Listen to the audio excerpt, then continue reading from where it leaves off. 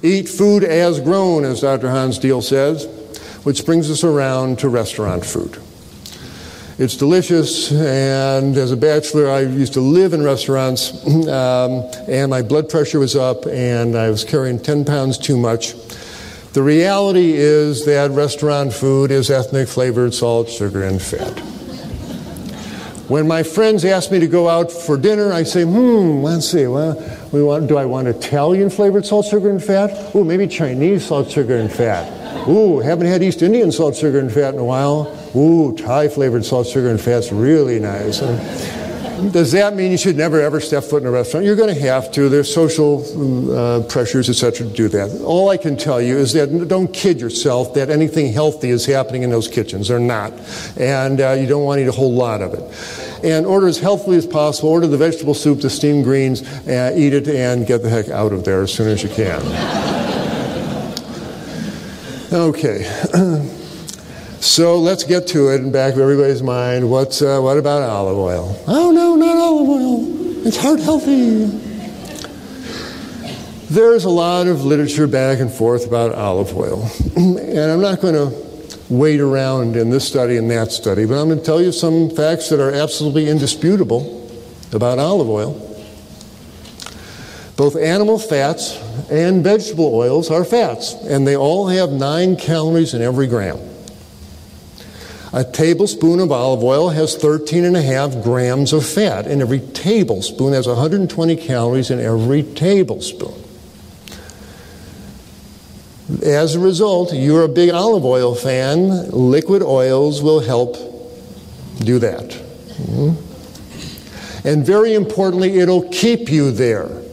If you are overweight or your friend's overweight and they're trying to lose weight and they are eating olive oil, they are kidding themselves. So yes, olive oil has some adverse health effects, and mostly it contributes to obesity. And studies have been done. They've looked at overweight women in Greece. The Greeks, by the way, are the fattest country in Europe. They have the highest rate of obesity of all the European nations. And when they looked at the women who were obese, and they did fat biopsies and analyzed the actual fat in their fat stores, 55% of the fat came from olive oil. It sticks to you.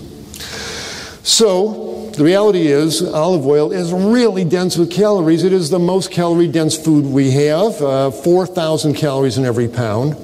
We're trying to get a 4-to-1 ratio of omega-6 to omega-3. Olive oil ratio is 14-to-1 omega-6 versus omega-3. And we're trying to lower saturated fat. They want no more than 7% saturated fat in our diet. Olive oil is 14% saturated fat. How does pouring 14% saturated fat help you get to your intake of 7%? It's irrational. The take I'm trying to get there is that pouring olive oil on foods does not suddenly make them heart healthy. This salad is not being made heart healthier because this person is pouring olive oil on it. These greens are perfectly heart healthy on their own, even more so. The meal this person is about to eat would not be classified as heart healthy. If she pours some olive oil on her salad before eating the sandwich, it is still not a heart-healthy meal. It is still not a Mediterranean dinner she's having here, even though she poured olive oil on her salad. This is what Mediterranean diet has become. Oh, I've used olive oil on my salad. Unhealthy eating is unhealthy eating. This is how your blood looks after you eat rice and beans. You eat a meal filled with fats and oils, and this lovely clear blood turns into a substance that looks like this. Not everybody shows this grossly, but this is fat in the bloodstream. This is lipemia, and every time you eat a fatty meal, a wave of fat goes through your bloodstream. Remember, your body is never not looking.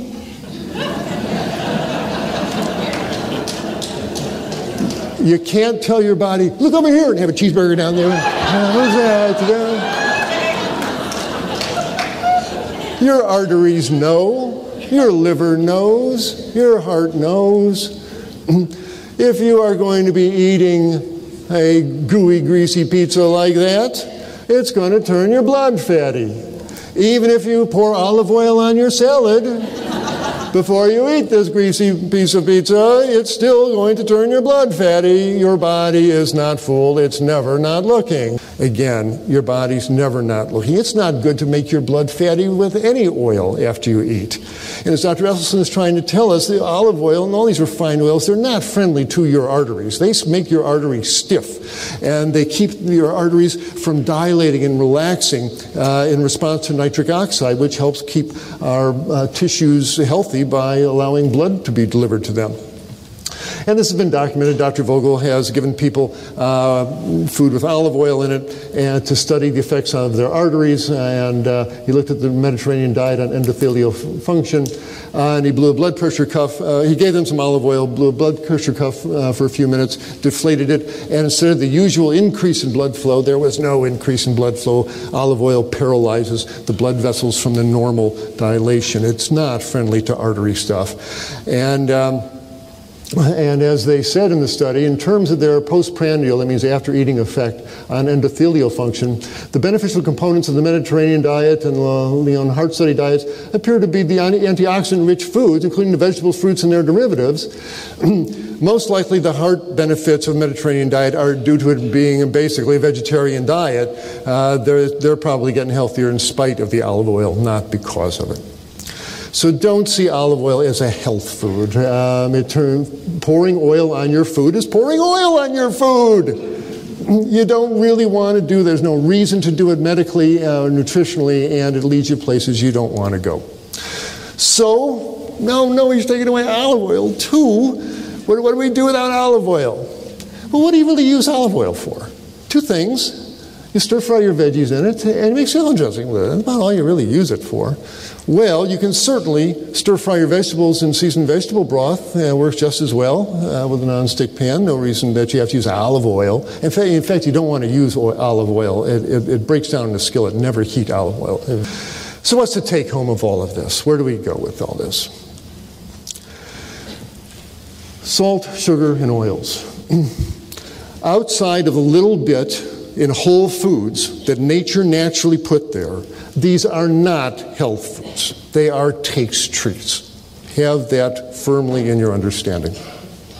And they are too easy to use too much of, and that's the problem. Well, there's salt in the restaurant and packaged foods. We eat sugar as a food. We're pouring oil over our foods, and the result is the hospitals are filled with people with strokes, heart attacks, colon cancers, etc. So for that reason, more and more nutritionally oriented physicians, dietitians, etc. are saying, Americans and people eating a Western diet have clearly shown that moderation does not work. They cannot do it. A little bit turns into a lot. And so for that reason, the policy that a lot of us are coming to is, when it comes to added salt, added sugar, added oils, none is probably the best. Just don't use the stuff and throw the oils out.